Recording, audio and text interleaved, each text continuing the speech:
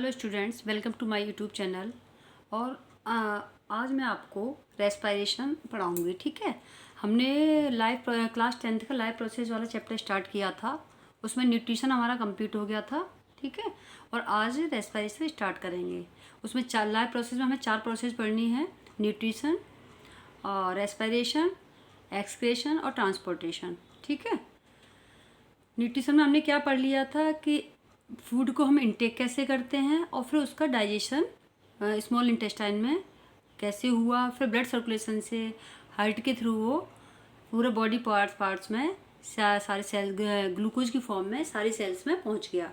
Respiration में क्या पढ़े हैं कि जो ग्लूकोज सेल्स में पहुंचा है उसका ब्रेकडाउन कैसे होगा और हमें एनर्जी एटीपी के फॉर्म में कैसे मिलेगी। ठीक है, तो सबसे पहले हम ब्रीदिंग, देखो लोग रेस्पिरेशन को क्या समझते हैं कि वो ब्रीदिंग प्रोसेस को रेस्पिरेशन समझते हैं, नहीं।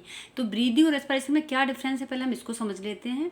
ठीक है, और फिर एरोबिक रेस्पिरेशन, एनारोबिक रेस्पिरेशन क्या है वो, फिर हम रेस्पिरेशन को समझ लेंगे। इससे आपका बेसिक सारा क्लियर हो जाएगा। ठीक है, breathing, it is a physical process of exhalation and inhalation. इसमें क्या है, हम सांस को अंदर ले रहे हैं, ठीक है, और बाहर निकाल रहे हैं, ये ब्रीदिंग है। बट रेस्पिरेशन ये नहीं है। रेस्पिरेशन में क्या है, फूड का ब्रेकडाउन, जो ग्लूकोज की फॉर्म में सेल्स में फूड पहुंच गया ना, और डाइजेशन के बाद फूड का डाइजेशन हुआ, उसके बाद ग्लूकोज की फॉर्म में चेंज हो गया, वह ग्लूकोज सारे बॉडी के सेल्स में पहुंच गया। उसका एटीपी की फॉर्म में कैसे ब्रेकडाउन होता है, वो क्या है, respiration. It is a chemical process of breaking down of food. ठीक है, breaking down of glucose. Breathing में देख रहे हैं क्या है, no energy release, instant energy is required. इसमें एनर्जी रिलीज नहीं होती है, इसमें तो हमें और एनर्जी की जरूरत पड़ती है, ऐसे सांस लेने में और बाहर निकालने में। रेस्पिरेशन में energy is release in form of ATP. Okay, third point क्या है, breathing happens in lungs.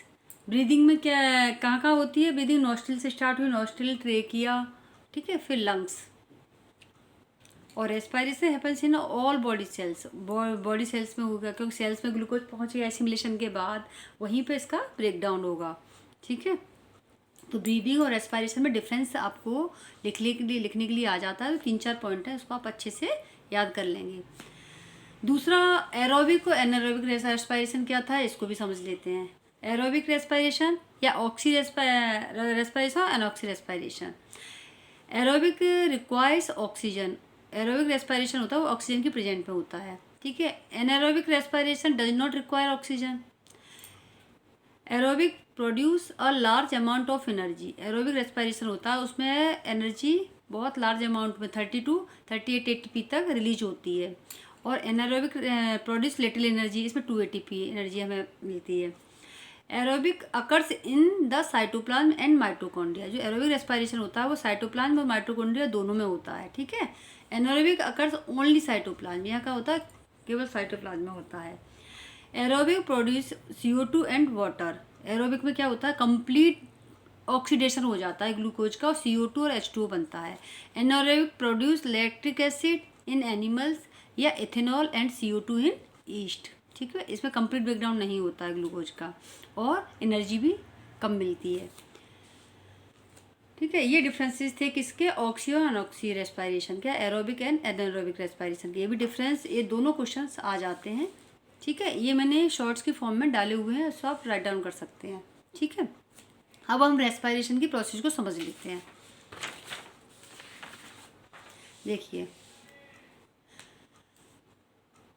Respiration क्या है, the process of breaking down of food या glucose to release energy in form of ATP is called respiration. ठीक है, glucose का breakdown sales में कैसे होता है और एटीपी हमें कैसे मिलती है, वो सारी प्रोसेस को हम रेस्पिरेशन में पढ़ते हैं। ठीक है, तो देखो हमने क्या पढ़ा था कि जो डाइजेशन में स्मॉल इंटेस्टाइन में ग्लूकोज बना था फूड के ब्रेकडाउन के बाद, उस ग्लूकोज को क्या किया, ब्लड ने सारी बॉडी सेल्स में पहुंचा दिया। बॉडी सेल्स में ग्लूकोज पहुंच गया। ग्लूकोज कितना है, 6 कार्बन मॉलिक्यूल्स होता है। ठीक है, अब देखो एक सेल का स्ट्रक्चर समझो, ये सेल है, डबल मेम्ब्रेन बाउंड होती है सेल, इसमें साइटोप्लाज्म फिल रहता है, और इसके अंदर कुछ ऑर्गन्स होते हैं जिनको सेल ऑर्गेनेल कहते हैं, माइटोकॉन्ड्रिया, ठीक है, lysosome, endoplasmic reticulum, Golgi body, ठीक है, ये सारे, और न्यूक्लियस, ये सारे सेल्स के अंदर प्रेजेंट रहते हैं। एनिमल सेल का स्ट्रक्चर है ये। तो क्या कह रहे हैं कि ग्लूकोज जब सब सेल्स के यहाँ ग्लूकोज आ गया, ठीक है, उसके बाद क्या होगा, साइटोप्लाज्म में ग्लूकोज ब्रेक डाउन होकर क्या बन जाता है, पायरुवेट में चेंज हो जाता है, जो 3 कार्बन मॉलिक्यूल्स है, और थोड़ी सी एनर्जी रिलीज होती है। ठीक है, ग्लूकोज से सबसे पहले साइटोप्लाज्म में क्या बना, पायरुवेट, और एनर्जी रिलीज हुई थोड़ी सी। अब ये पायरुवेट यदि ईस्ट सेल में होता है, ये पायरुवेट ईस्ट सेल में क्या करता है, ऑक्सीजन के एब्सेंट में, ऑक्सीजन नहीं होता ईस्ट में, तो यहाँ पे ये इथेनॉल में चेंज हो जाता है और CO2 और एनर्जी बनाता है। एनर्जी कितनी, 2 ATP, लेस अमाउंट में बना रहा है ना। एनारोबिक रेस्पिरेशन में लेस अमाउंट में एनर्जी रिलीज होती है, हमने उसमें डिफरेंस में पढ़ा था। तो वो साइटोप्लाज्म में पायरुवेट ऑक्सीजन की एब्सेंट में ईस्ट के अंदर बता रहे हैं क्या बनाता है, इथेनॉल, CO2 और एनर्जी। इसको हम क्या कहते हैं, एल्कोहलिक रेस्पिरेशन, क्योंकि अल्कोहल बना है इसलिए इसको, और बियर प्रोडक्शन में इसका यूज किया जाता है इथेनॉल का। ठीक है, अब दूसरी कंडीशन क्या है कि लैक ऑफ ऑक्सीजन। कई बार हम बहुत तेज़ दौड़ लगा रहे हैं, ठीक है, तो हमें ऑक्सीजन कम मिल रही है बॉडी में और हमें एनर्जी की ज़रूरत है। तो क्या होता है कि हमारी मसल सेल्स में भी ब्रेक डाउन हो जाता है पायरुवेट का। ठीक है, जो पायरुवेट सेल के साइटोप्लाज्म बना था, ठीक है, उसका क्या होता है, ऑक्सीजन की कमी में ब्रेक डाउन हो जाता है और क्या बन जाता है, लैक्टिक एसिड बन जाता है पायरुवेट से।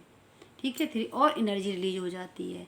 ये लैक्टिक एसिड की वजह से हमारी मसल्स में हम बहुत तेज़ दौड़ लगाते हैं, एक्सरसाइज करते हैं, तो क्या हो जाता है, क्रैम्प जम जाते हैं और इससे बहुत ज़्यादा पेन होता है। इसको कहते हैं लैक्टिक एसिड रेस्पिरेशन। ठीक है, अब तीसरा क्या है कि यदि ऑक्सीजन प्रेजेंट है एनिमल सेल्स में, ईस्ट में तो हो गया ऑक्सीजन के एब्सेंट में, और मसल सेल्स में कम ऑक्सीजन की में, ठीक है, यदि हमें ऑक्सीजन अच्छे से मिल रही है तो सेल्स में फिर क्या होता है कि जो पायरुवेट साइटोप्लाज्म में बना था वो कहाँ चला जाता है, माइटोकॉन्ड्रिया में। ठीक है, और माइटोकॉन्ड्रिया में इस पायरुवेट का कंप्लीट ऑक्सीडेशन होता है, किसमें, CO2 में, H2O में और एनर्जी में। ठीक है, एरोबिक, इसको क्या कहते हैं, एरोबिक रेस्पिरेशन कहते हैं। इसमें जो एनर्जी मिलती है वो 38 ATP तक मिलती है। ठीक है, इसमें लार्ज अमाउंट में ATP रिलीज होती है।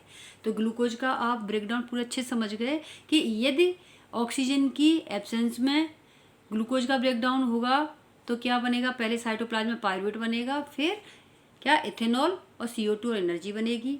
ऑक्सीजन की कमी है हमारी मसल्स में तो लैक्टिक एसिड प्लस एनर्जी बनेगी। ठीक है, इसको एल्कोहलिक रेस्पिरेशन कहते हैं, इसको लैक्टिक एसिड रेस्पिरेशन कहते हैं।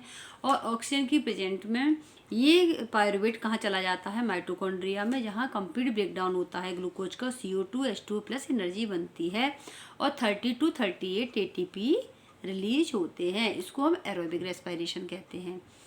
डन। ठीक है, ये आपको समझ में आया ना कि breakdown of glucose by various pathway कैसे होता है। यदि आपको वीडियो हेल्पफुल लगा हो तो प्लीज़ लाइक करें, शेयर करें और सब्सक्राइब जरूर करें। Thank you for watching.